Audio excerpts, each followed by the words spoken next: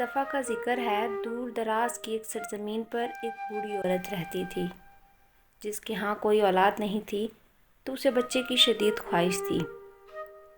ایک دن اس نے اپنے باغ میں ایک بیج بویا اور پھر اس کا خیال رکھنے لگی۔ وہاں سے ایک پودا نکلنے لگا اور اس کے اوپر ایک بہت ہی خوبصورت پھول کھلا۔ لیکن حیرانی کی بات یہ تھی کہ اس پھول کے درمیان میں ایک چھوٹی سی بچی بیٹھی تھی۔ وہ بہت خوبصورت تھی، لیکن اس کے ساتھ اس کا قد اتنا چھوٹا تھا کہ وہ ایک انگوٹھے سے بھی چھوٹی لگ رہی تھی۔ تو اسی وجہ سے اس بوڑھی عورت نے اس کا نام تھمبلینا رکھا۔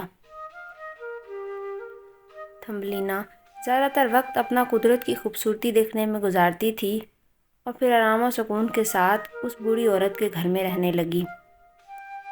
ایک دن جب وہ اخروٹ کی چھلکے کے اندر بنے ہوئے ایک بیڈ پر سو رہی تھی تو وہاں پر ایک بہت ہی زیادہ عجیب و غریب مینڈک آیا جس نے تھمبلینا کو وہاں سوئے ہوئے پایا۔ تو وہ تھمبلینا کی خوبصورتی سے اتنا متاثر ہوا کہ اس نے سوچا کہ وہ اسے اپنے بیٹے کی دلہن بنائے گا۔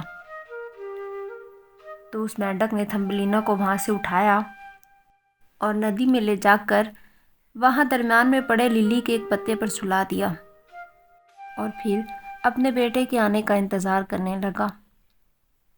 تھمبلینا کی جب آنکھ کھلی تو اس نے ہر طرف پانی ہی پانی پایا اور اس کے لیے کوئی راستہ نہ تھا کہ وہ وہاں سے بھاگ سکتی تھی۔ جیسے ہی موسم بدلا اسے بہت سی پریشانیوں کا سامنا کرنا پڑا، کیونکہ وہاں پر رہنا اس کے لیے کسی بھی صورت میں آسان نہیں تھا۔ جب وہ وہاں سے بھاگی تو راستے میں اس کی ملاقات بہت سے دوستوں کے ساتھ ہوئی۔ اس کی ملاقات جنگل میں موجود ایک بوڑھے چوہیا سے ہوئی جس نے سردی میں اسے اپنے گھر میں پناہ دی تھی۔ راستے میں اس کی ملاقات ایک سویلو سے ہوئی جس نے اسے کہا کہ وہ چاہے تو وہ اسے گرم علاقوں کی طرف لے کر جا سکتی ہے۔ تھمبلینا کے پاس اور کوئی راستہ بھی نہیں تھا تو اس نے سوالوں کی مدد کو قبول کر لیا۔ پھر وہ دونوں اپنے اس سفر پر روانہ ہوئے۔ جب وہ پھولوں میں سے گزر رہے تھے تو وہاں پر تھمبلینا کی ملاقات پھولوں کے شہزادے سے ہوئی۔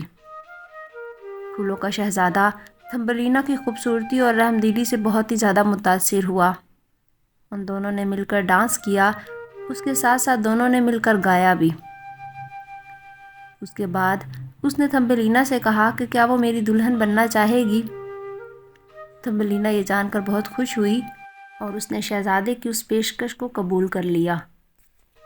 لیکن ان کی یہ خوشی تھوڑے ہی وقت کے لیے تھی، کیونکہ وہ مینڈک پھر سے وہاں پہنچا اور اس نے تھمبلینا سے کہا کہ وہ میرے بیٹے سے شادی کرے۔ مینڈک کے بیٹے سے شادی نہ ہو اسی لیے تھمبلینا وہاں سے بھاگ گئی، اور اس کام میں اس کی مدد اس کی دوست چوہیا نے کی اور اس نے اسے بتایا کہ وہ کبھی بھی کسی بھی صورت اس مینڈک پر بھروسہ نہ کرے۔ جیسے ہی سردیاں آئیں تو پھر سے وہ سویلو واپس آیا اور اس نے پھر سے تھمبلینا سے کہا کہ میں اسے دوبارہ سے وہاں لے کر جا سکتا ہوں جہاں وہ جانا چاہتی ہے۔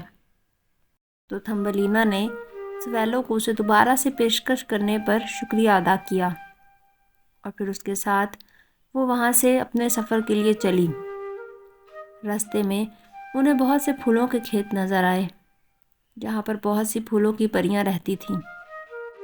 وہیں انہی پھولوں میں تھمبلینا کو اپنی اصلی محبت ملی جس کا تعلق تو پریوں سے تھا، لیکن اس کا قد صرف اتنا ہی تھا جتنا تھمبلینا کا۔ وہ دونوں ساتھ میں ناچتے تھے اور اب تھمبلینا کو لگتا تھا کہ وہ مکمل ہو چکی ہے۔ اس کے بعد ان دونوں نے شادی کر لی اور ہمیشہ ہمیشہ کے لیے وہیں پھولوں کے درمیان میں رہنے لگے۔ تو یوں تھمبلینا کا وہ اندھیرا سفر جو اس نے اپنی جان بچانے کے لیے مینڈک کے گھر سے شروع کیا تھا، وہ یہاں آ کر خوبصورت سی پھولوں کی زمین پر ختم ہو گیا تھا، جہاں پر اسے محبت، دوستی اور ہر چیز ملی تھی جہاں سے وہ واقعی تعلق رکھتی تھی۔